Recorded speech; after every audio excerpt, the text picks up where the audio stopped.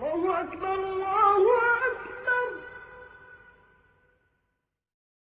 أعوذ بالله من الشيطان الرجيم. بسم الله الرحمن الرحيم. صحیح بخاری حدیث نمبر 335۔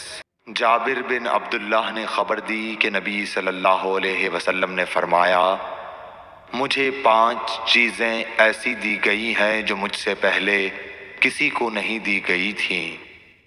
1 مہینہ کی مسافت سے رعب کے ذریعے میری مدد کی گئی ہے، اور تمام زمین میرے لیے سجدہ گاہ اور پاکی کے لائق بنائی گئی۔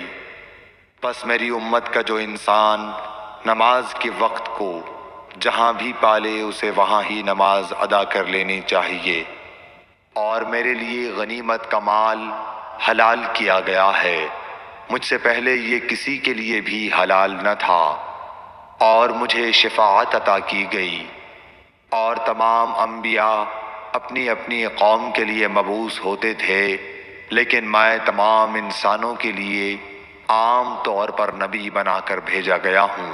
صحیح بخاری حدیث نمبر 336۔ ہشام بن عروہ نے اپنے والد سے روایت کیا، وہ حضرت عائشہ رضی اللہ تعالی عنہ سے، کہ انہوں نے حضرت اسما سے ہار مانگ کر پہن لیا تھا، وہ گم ہو گیا۔ رسول اللہ صلی اللہ علیہ وسلم نے ایک آدمی کو اس کی تلاش کے لیے بھیجا، جسے وہ مل گیا۔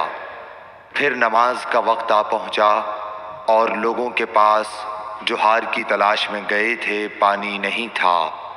لوگوں نے نماز پڑھ لی اور رسول اللہ صلی اللہ علیہ وسلم سے اس کے متعلق شکایت کی۔ پس خداوند تعالیٰ نے تیمم کی آیت اتاری، جسے سن کر اسید بن حضیر نے حضرت عائشہ رضی اللہ تعالی عنہ سے کہا، آپ کو اللہ بہترین بدلہ دے، واللہ جب بھی آپ کے ساتھ کوئی ایسی بات پیش آئی جس سے آپ کو تکلیف ہوئی تو اللہ تعالیٰ نے آپ کے لیے اور تمام مسلمانوں کے لیے اس میں خیر پیدا فرما دی۔ صحیح بخاری حدیث نمبر 337۔ ابن عباس رضی اللہ تعالیٰ عنہ کے غلام عمیر بن عبداللہ نے کہا کہ میں اور عبداللہ بن یسار، جو کہ حضرت میمونہ رضی اللہ تعالیٰ عنہ زوجہ نبی کریم صلی اللہ علیہ وسلم کے غلام تھے، ابو جہیم بن حارث بن سما انصاری صحابی کے پاس آئے۔ انہوں نے بیان کیا کہ نبی کریم صلی اللہ علیہ وسلم بار جمل کی طرف سے تشریف لا رہے تھے۔ راستے میں ایک شخص نے آپ کو سلام کیا، یعنی خود اسی ابو جہیم نے، لیکن آپ نے جواب نہیں دیا۔ پھر آپ دیوار کے قریب آئے اور اپنے چہرے اور ہاتھوں کا مسح کیا، پھر ان کے سلام کا جواب دیا۔ صحیح بخاری حدیث نمبر 338۔ ایک شخص عمر بن خطاب کے پاس آیا اور عرض کی کہ مجھے غسل کی حاجت ہو گئی اور پانی نہیں ملا، تو میں اب کیا کروں؟ اس پر عمار بن یاسر رضی اللہ تعالیٰ عنہ نے حضرت عمر بن خطاب رضی اللہ تعالیٰ عنہ سے کہا، کیا آپ کو یاد نہیں جب میں اور آپ سفر میں تھے، ہم دونوں جنبی ہو گئے، آپ نے تو نماز نہیں پڑھی، لیکن میں نے زمین پر لوٹ پوٹ لیا اور نماز پڑھ لی۔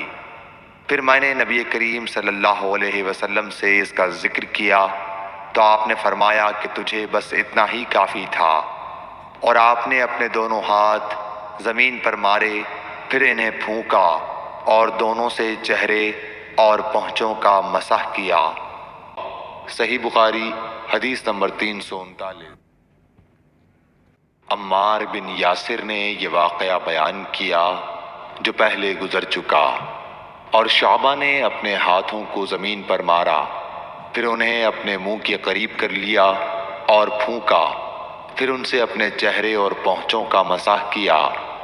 اور نضر بن شمیل نے بیان کیا کہ مجھے شعبہ نے خبر دی حکم سے کہ میں نے زر بن عبداللہ سے سنا، وہ سعید بن عبد الرحمن بن ابزہ کے حوالے سے حدیث روایت کرتے تھے۔ حکم نے کہا کہ میں نے یہ حدیث ابن عبد الرحمن بن ابزہ سے سنی، وہ اپنے والد کے حوالے سے بیان کرتے تھے کہ عمار نے کہا جو پہلے مذکور ہوا۔